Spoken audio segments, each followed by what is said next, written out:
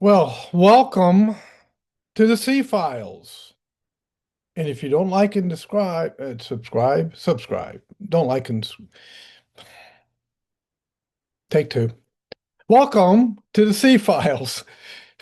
And if you don't like and subscribe, I'll cry. I'll just go in the corner over here and just start crying if you don't like. So if you care about my feelings, you don't care? Okay, well, fine. I'll still read to you anyway, even if you don't like and subscribe this video. Just being silly. All right. I don't know. I get in these moods sometimes, okay? What you get on this channel is what you get. You get me, the nutty guy, okay? So anyway, we are 2 days from Christmas. Tomorrow is Christmas Eve, and I have been going through this book, The Battle for Christmas. Pulitzer Prize finalist Stefan Nosenberg, Pulitzer Prize finalist on this book, A Cultural History of America's Most Cherished Holiday. And it's been a really good book so far. And I'm going to be reading some more out of it today. And I will read it until we finish the book. And that should take us probably toward the end of February, which is through the winter season. And I know some of you folks, you linger Christmas out to the end of January sometimes. So anyway, that's fine. We'll be in chapter 4 in this reading. Affection's gift toward a history of Christmas presents. Christmas won't be Christmas without any presents. Opening line of Little Women in 1868. Let's find out where Christmas goes in the late 1800s. A commercial Christmas. Making Christmas an indoor family affair meant enmeshing it in the commercial marketplace. As long as the Christmas gift exchange was still a matter of wassailing from peasants to landlords, from poor folk to rich ones, the gifts themselves most often took the form of food and drink. The landlord's best food and drink served within his house. Such gifts were not presents in the modern sense of being purchased in the commercial market.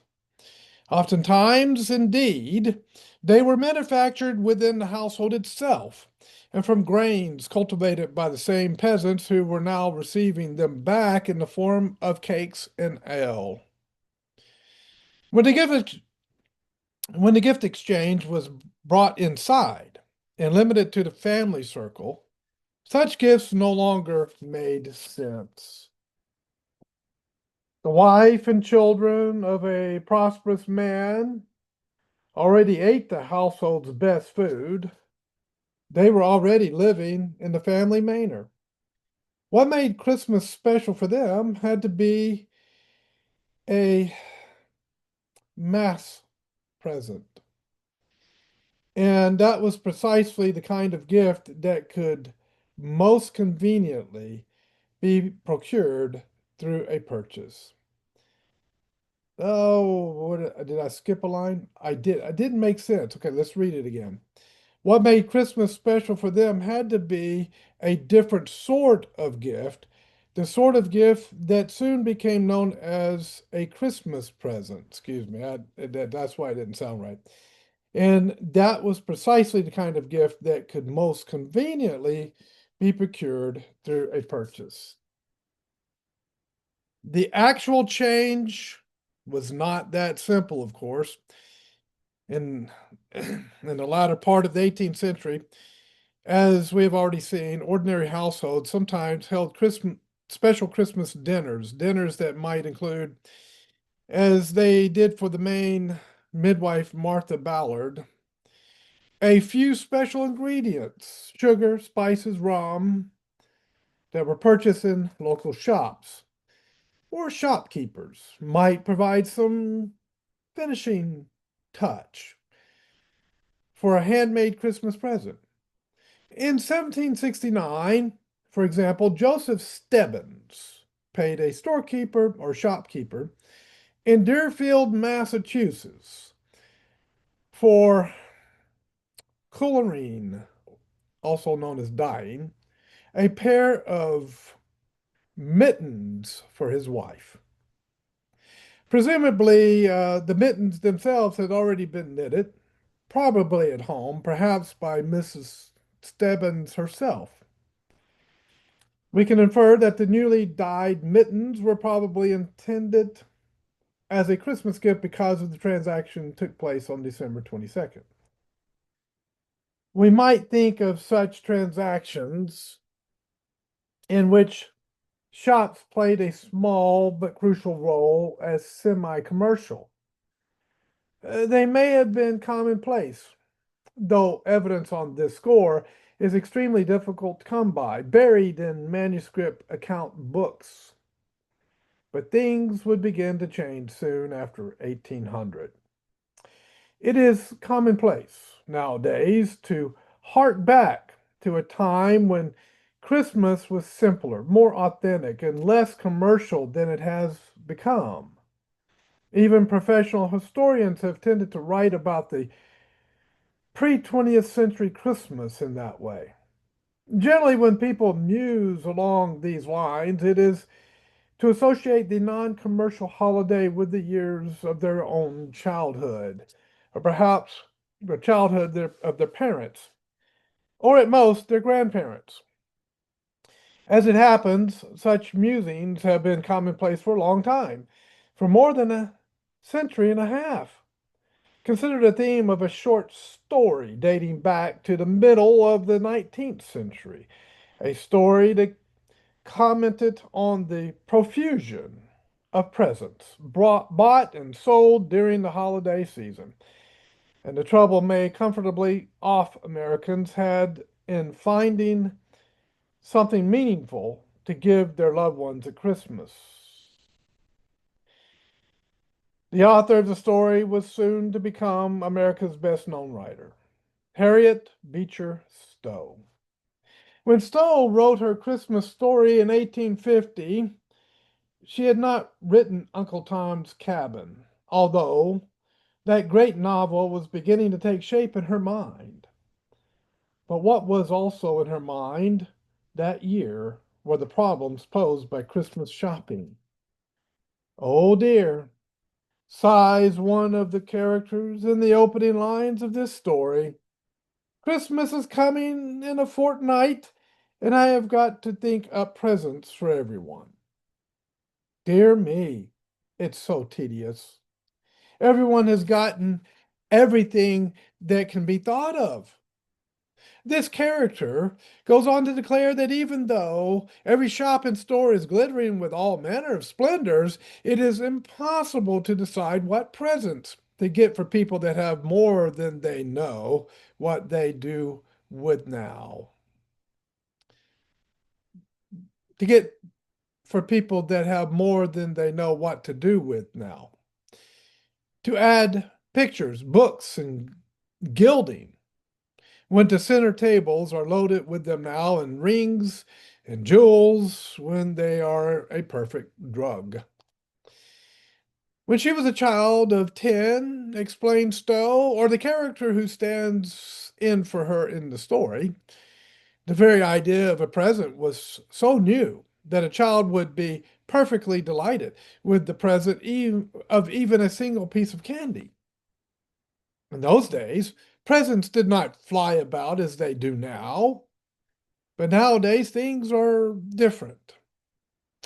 There are worlds of money wasted at this time of year in getting things that nobody wants and nobody cares for after they got. Just as many people do today, Harriet Beecher Stowe seems to have believed that this change took place within her own generation. She was born in 1811. But the difference is that Stone was substantially correct. Commercial Christmas presents did start to become common when she was a child, and especially during the decade of the 1820s.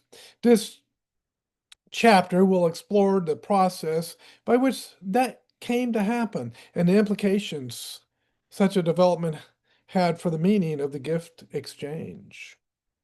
Advertising for presents.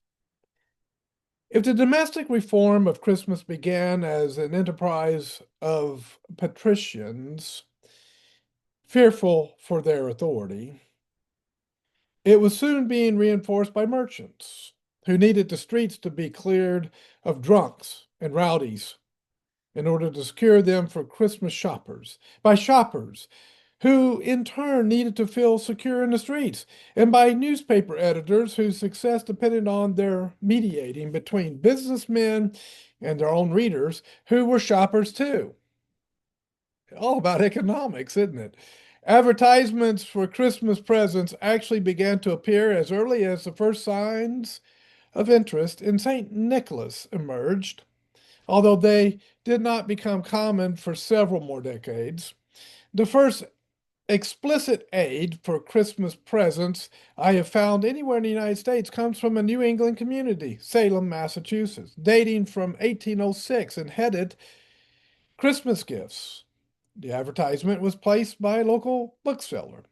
Salem was a major port at this time and a prosperous one. Boston and New York had their first Christmas advertising 2 years later, in 1808, when two such ads appeared in the New York Evening Post. One of these was for a shop offering 450 kinds of Christmas presents and New Year's gifts, consisting of toys, children's toys, and I'm sorry, it has sick in the sentence. Children's toys and school books, Christmas pieces, drawing books, paint, lead pencils, conversations, and toy cards, pocketbooks, penknives, and etc., etc. The sick part in the sentence was just telling you to repeat. It has children's and then in brackets six, which means children's toys. The advertising began to proliferate after 1820. By 1823, Christmas was already becoming so commercial that one Boston magazine was able to make a joke of it. There is a time to give, says Solomon, and had that preacher lived in these days, he would have acknowledged that there was no time like the present, and never a better assortment of gifts.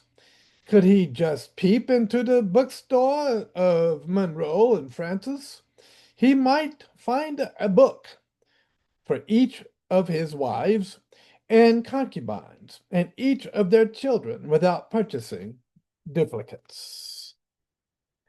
A decade later, in 1834, a letter printed in a Boston Unitarian magazine suggested that the available choice of presents and the aggressiveness with which they were being advertised had reached the point where Christmas shopping was becoming a source of confusion. The days are close at hand when everybody gives away something to somebody, this letter began. All the children are expecting presents, and all aunts and cousins, to say nothing of near relatives, are considering what they should bestow upon the unexpectants. I observe that the shops are preparing themselves with all sorts of things to suit all sorts of taste, and am amazed at the cunning skill with which the most worthless as well as most valuable articles are set forth to tempt and decoy the bewildered purchaser. The same letter warned shoppers to put themselves on their guard, to be resolved to set from the tempting mass only what is useful and what may do good, and to avoid empty trifles which amuse or gratify for the day only. The very multitude bewilders most purchasers, and after I have been pained to observe the perplexity of some kind parent or friend who wished to choose wisely, but knew not how, and after long balancing took something at random, perhaps good, perhaps worthless, only too familiar, even in a small town in rural New Hampshire. In 1835, a local newspaper printed a cautionary tale titled Reflect Before You Buy, a story written for young children. Similar examples abound from following years. By the time Harriet Beecher Stowe published her 1850 lament, the sentiment she expressed had become a commonplace. Most commercial presents were manufactured for children. The very first advertisement I have found for Christmas presents, the 1806 one from Salem, Massachusetts, was for a large assortment of youth and children's books. The first ad from Boston in 1808 was for books for children. The first New York ad, also in 1808, was for children's books and toys. Over the years, children remained the primary target of Christmas ads, but they ceased to be the exclusive targets. In 1809, for example, four of the five ads for holiday presents that appeared in one Boston newspaper were for the entertainment of children, but the remaining one focused on the decoration of women. A general assortment of elegant and fashionable jewelry for women, consisting of fine pearl set brooches, earrings, finger rings, bracelets, and so forth, with rich carnelian and topaz centers, carnelian necklaces, ear knobs, tops and drops, tortoise shell combs of all descriptions, gold watch chains. Women, like children, were dependent members of the household. Only later were adult men included as appropriate recipients of Christmas presents. A thorough examination of early 19th century American newspapers might well yield slightly earlier dates for such minor milestones as the first complaint about consumer confusion or the first Christmas advertisement. But the pattern itself seems clear enough. Commercial Christmas presents were first publicly advertised in the first 2 decades of the 19th century, and the advertising became pervasive during the following decade in the 1820s. And through the country editions printed by many urban newspapers for their rural readers, word that Christmas presents were available and fashionably appropriate spread throughout much of the United States. In the early 1840s, advertisements for Christmas presents became more numerous, ornate, and sophisticated, and newspapers began to organize them into a separate category titled holiday advertisements. These columns were typically placed on the front page at the very beginning of the advertising section. One New York paper noted in 1841 that they held the post of honor. Christmas advertisements began to appear earlier and earlier into the second week of December. On December 23rd, 1845, Horace Greeley's New York Tribune announced that the paper would be compelled to issue a special supplement the following day so as to make room for the matter which the pressure of holiday advertisements has crowded out for a few past days. By the way, it added, our readers who think of making Christmas presents will find our advertising columns unusually interesting. Almost everything worth buying is offered there. Read and make your selections. Finally, Santa Claus himself began to be used in advertisements and, of course, in shops themselves as a way of attracting the attention of children. More about this later. It was probably no accident that these aggressive advertising tactics were devised in hard economic times. The depression that set in at the end of the 1830 at the end of 1839 was the deepest the United States had yet experienced. But merchants, abetted by newspapers, openly openly openly used Christmas as a way to attract shoppers even in the depths of the depression. One Philadelphia paper announced on December 24th, 1841, that Christmas is at hand and tried to persuade its readers to ignore economic conditions for a while by opening their purses to buy holiday gifts. The newspaper represented, try it again. The newspaper represented the Depression as a old hard times, an unpopular monarch. I'll read it again. The newspaper represented the Depression as old hard times, an unpopular monarch.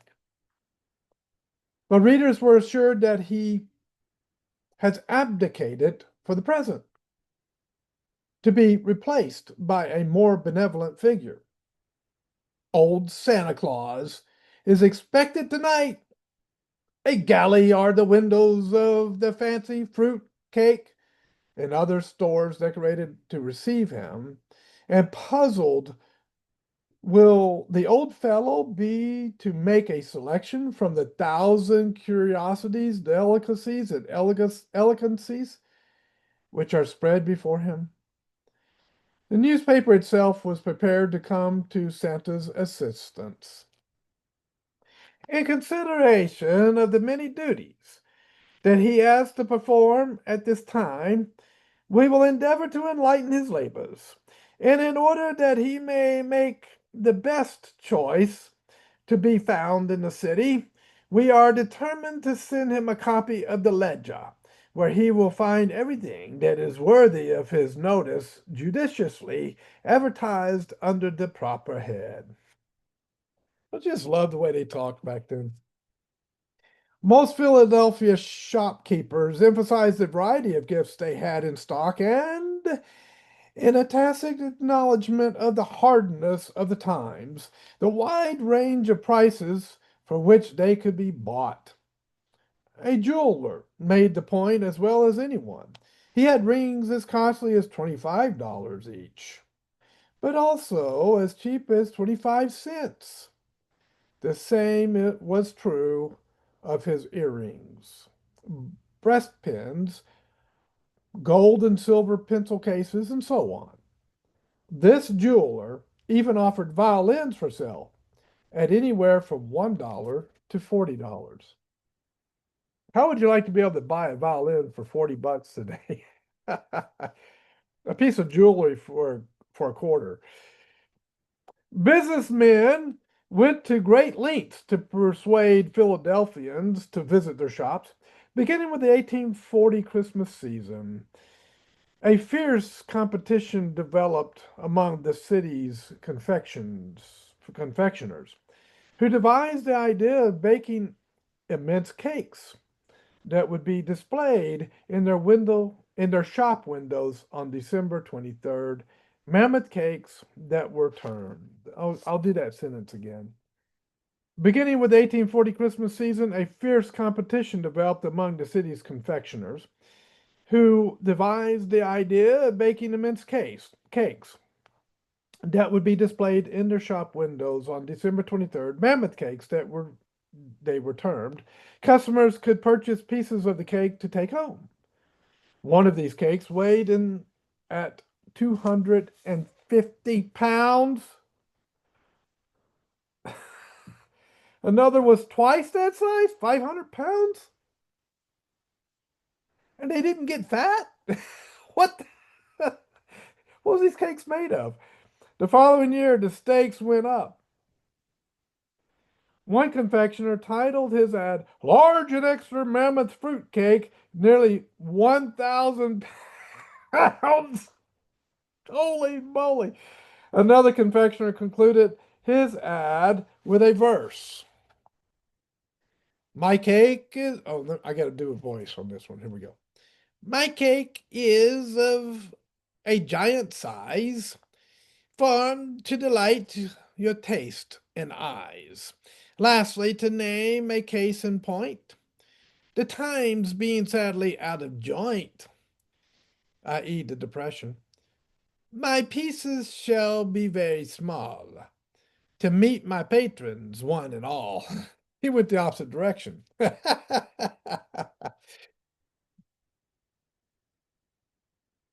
I mean, 1,000 pound fruit cake? Seriously?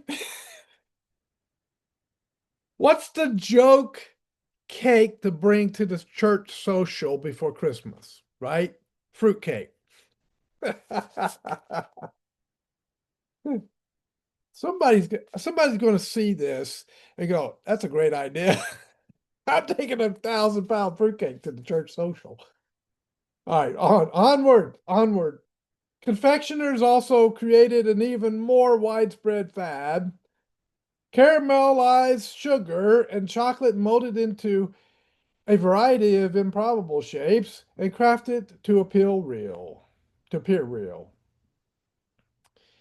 One report from Philadelphia referred to lavish Christmas displays of candied mutton mutton chops, candied sausages, candied boiled lobsters,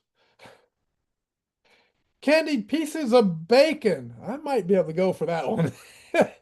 Candied cabbages, candied carrots, candied loaves of bread, and all made of sugar and colored to the life. Holy moly. More common shapes included various kinds of animals, as well as oversized insects, such as beetles, spiders, and for some reason, these were a special favorite, cockroaches. Excuse me.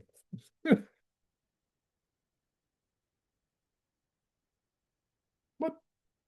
Really?